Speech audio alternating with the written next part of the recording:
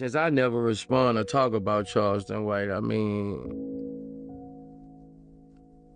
I think people done put in their head like, I'm afraid of somebody, but bro, I'm not afraid of nobody but God, bro. Charleston White didn't wait a second. The moment headlines started pushing that Boosie could be facing 10 years on a federal gun case, Charleston went live like he'd been rehearsing the celebration. He was laughing, talking wild, and acting like this was his personal victory lap. He told his viewers he always knew Boosie would end up back in a cell, and he didn't mind saying it loud. But here's what most people miss. That 10 years number was a headline talking point, not a confirmed sentence. Boosie took a plea in federal court. The actual number gets set at sentencing. Still, Charleston grabbed that 10 and ran with it, because outrage travels faster than facts. But how did it get to this point? The road here started like a maze. Back in 2023, Boosie got jammed up in San Diego, felon in possession. Because there's absolutely no proof that you're a drug addict. There's no proof I'm a drug addict. The fact that you used to take drugs 10, 20 years ago doesn't matter for nothing. That doesn't matter. The fact that I was sentenced to third offense marijuana, 10 years, I was sentenced to 10 years. The system been let me out. Right. I was sentenced to 10 for third offense marijuana. The case looked finished at one point, even dismissed, and fans celebrated like the storm had finally passed. Then it snapped back. Federal prosecutors brought it again, and by mid to late 2025, Boosie stood in court and said two words that changed everything. Guilty plea. He told the world he was tired of fighting, that he talked to his family, trusted God, and felt this was the only path left. Not a flex, just fatigue. That's when the internet took one number, 10, and turned it into a drumbeat. The reality? Sentencing happens at a set date. Until then, nothing is locked in. But nuance doesn't trend. A big scary number does. Lil Boosie, you hollering you the last one left. I was gonna wait to the end of this I was gonna wait to the end of this Vlad video, but I'm gonna tell you now, Little Boosie.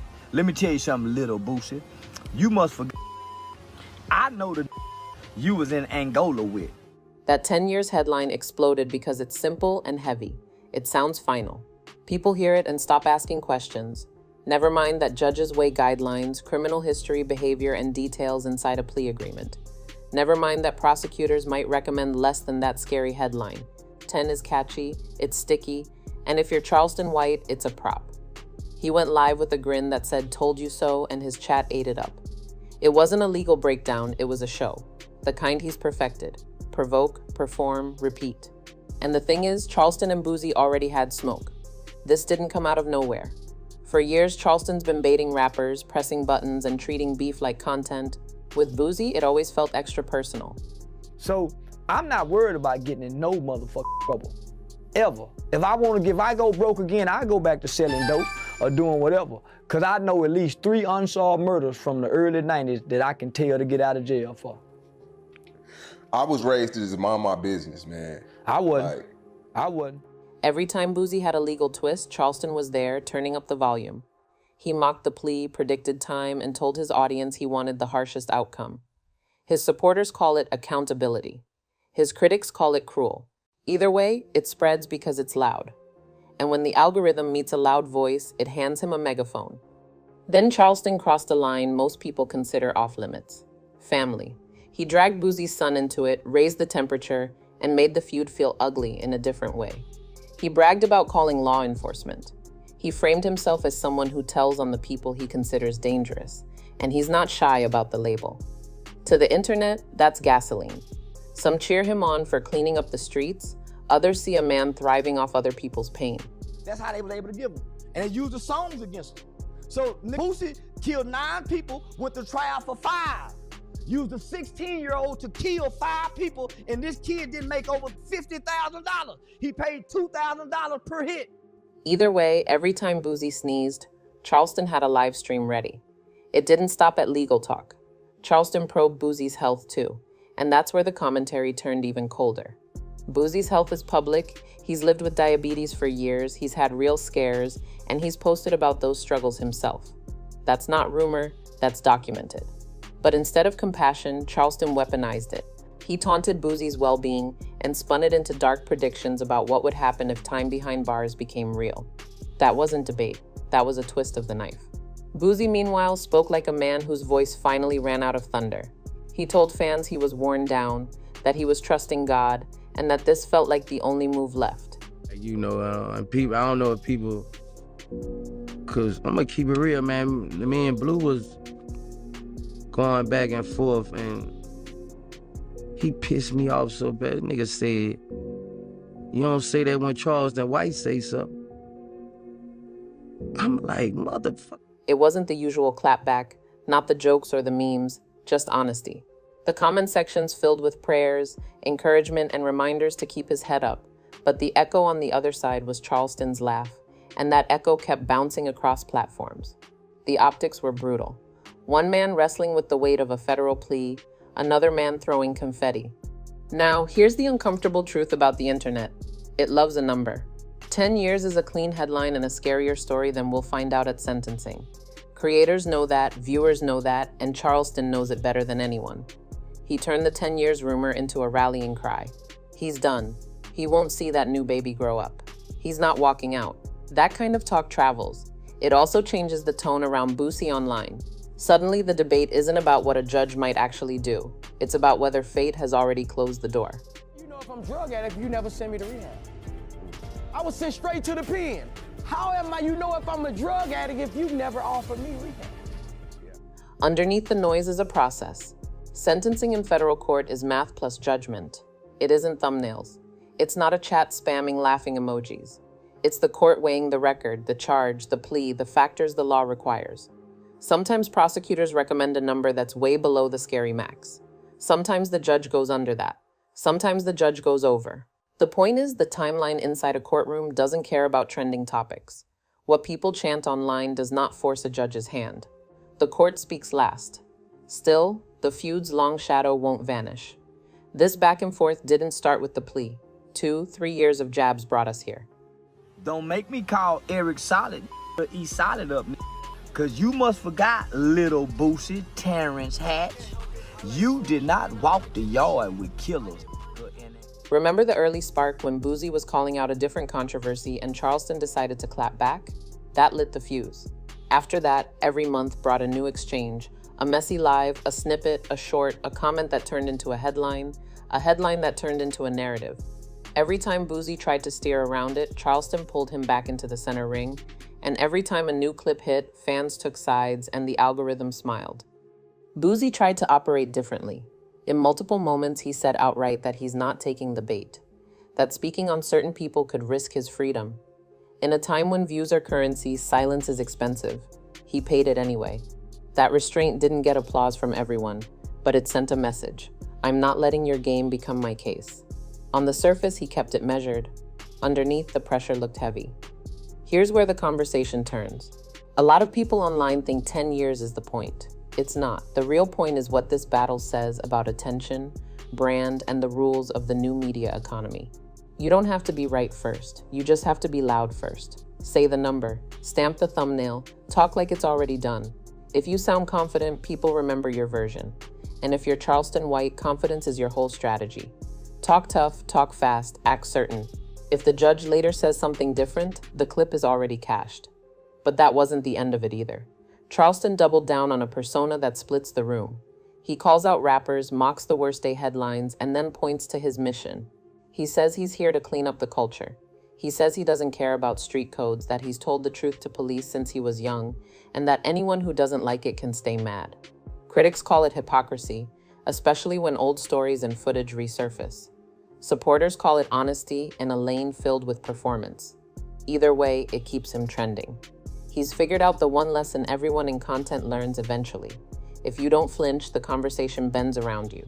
And people saying God on his side, you're a damn lie when he got a 15-year-old doing life in prison. And by the way, I helped work on that law to try to get this kid out. It's called JLWOP, juvenile life without parole. I went to Washington, D.C. over 4 or 5 times. We got it abolished, but you know what? They didn't make it retroactive. That's what makes this moment hit different for Boosie. He isn't just dealing with a court date. He's dealing with an opponent who treats the courtroom as a stage he can narrate from the outside. If the numbers come in light, Charleston will say he still told the truth and keep laughing. If the numbers land heavy, he'll declare victory and say he warned everybody. In both outcomes, he gets a clip. In both outcomes, he keeps his brand fed. Meanwhile, Boosie's brand sits in a tougher space. He's built a career out of resilience, controversy, and a voice that never hides. But a federal case is different. Touring changes, bookings shift, interviews get more cautious, people close ranks. Even if your supporters love you, they start speaking in maybes and what-ifs. It's not abandonment, it's fear of being attached to the wrong headline at the wrong time. That's the quiet cost of legal trouble. Not the judge's number, but the pause it puts on your life while you wait. And yet there's more under the surface. For longtime fans who watched Boosie survive the worst, this isn't just about a courtroom. It's about a man who's been putting out music, running businesses, raising kids, and trying to play chess in a room full of cameras. They've seen him battle health scares and rumors. They've seen him lose friends and protect family. They've seen him snap in one moment and pray in the next. They don't see a headline. They see a life that keeps getting back up. That's why the comments under his posts read like a church aisle. Prayers, encouragement, reminders to breathe. So what happens next? The sentence becomes real in a courtroom, not a live stream. The judge will weigh the guidelines. The defense will argue mitigation. The prosecution will make its case.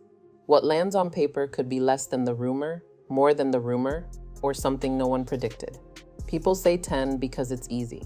The court speaks in decimals, ranges, and reasons. If you've only listened to the loudest voice, that part will sound boring. If you care about the truth, it's the only part that matters. And whatever number the judge says, the culture will react in seconds. Clips will hit timelines before Boosie leaves the building. One side will yell that it's proof the system is broken. The other will claim justice finally showed up. Charleston will go live, probably smiling, probably saying he called it. Boosie's supporters will flood his page with love and stay strong messages. Within an hour, you'll see at least 3 videos with the word exposed in the title and a thumbnail of Boosie looking exhausted.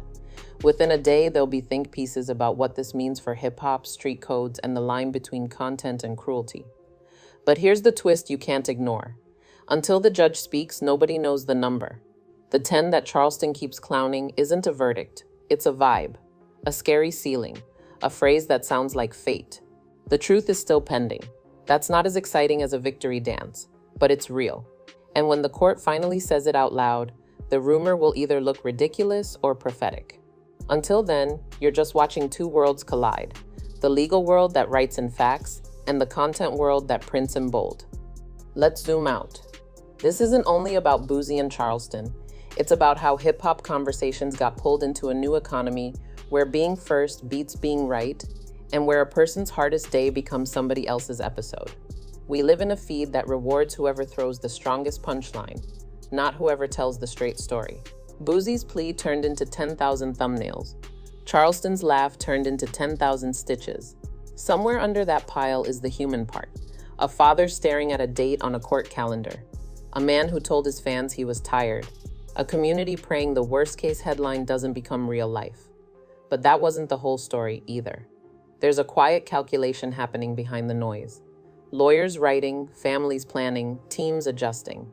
If the number comes in lower than the rumor, Boosie will have a path to rebuild quickly. Controlled interviews, measured social posts, a careful rollout to remind people he's still here.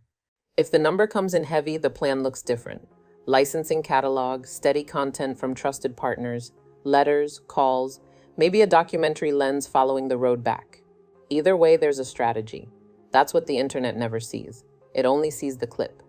Charleston, of course, will keep doing what he does.